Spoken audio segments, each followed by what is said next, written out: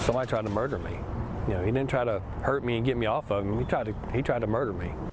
The recent shootings of law enforcement officers bring back a lot of memories for Michael Potts. He's a former state trooper who was shot nearly 6 years ago while on duty. CBS 17's Michael Hyland talked to him today about his recovery and the challenges he still faces years later.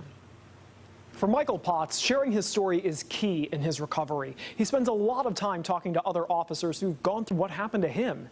Today, he opened up about how challenging that is and his hope for the officers shot in the last several days. Michael Potts remembers every detail. When he spun in the seat and pulled the gun out, I could actually see the round chambered down the barrel. In 2013, he worked as a state trooper and pulled a man over in Durham. The initial bullet that hit me here is how it went through my ear canal and back down to my neck. He remembers radioing for help even after getting shot several times. Though the memories of that night stick with him, he remembers the next year of his recovery differently. It's a blur.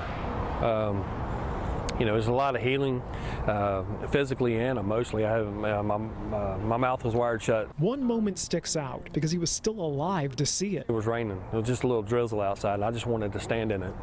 And it was at that moment, I remember it was just the most beautiful thing that I'd ever seen. He came back to work in 2014, even received a Purple Heart Award, but going to crash sites, pulling people over, it all became too much. How difficult was it to make the decision to stop working? It was very difficult. I love what I did for a living. Still, he couldn't escape this thought. Somebody tried to murder me. You know, he didn't try to hurt me and get me off of him.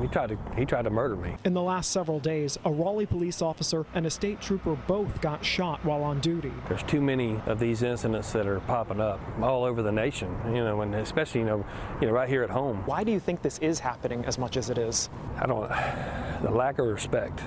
You know, for law enforcement. The respect he has for it is why he dreamed of doing this since he was a kid. You don't go into law enforcement for any kind of pay. I feel it's a calling. Now he talks about what he went through with other officers, trying to support them and finding healing himself. To be able to talk to somebody who's been through the same situation that I have is very beneficial. He's reminded daily about what happened, the scars on his hands and face. Remember him describing that initial bullet that hit him? One day, years after the shooting, the bullet suddenly emerged from the back of his neck and fell out. I was glad to get it out, but it was still, you know, a reminder of a horrible experience. Why do you keep it? It's mine. It's mine. The man who shot Trooper Potts, Michael Brady, later admitted to the shooting and is still in prison.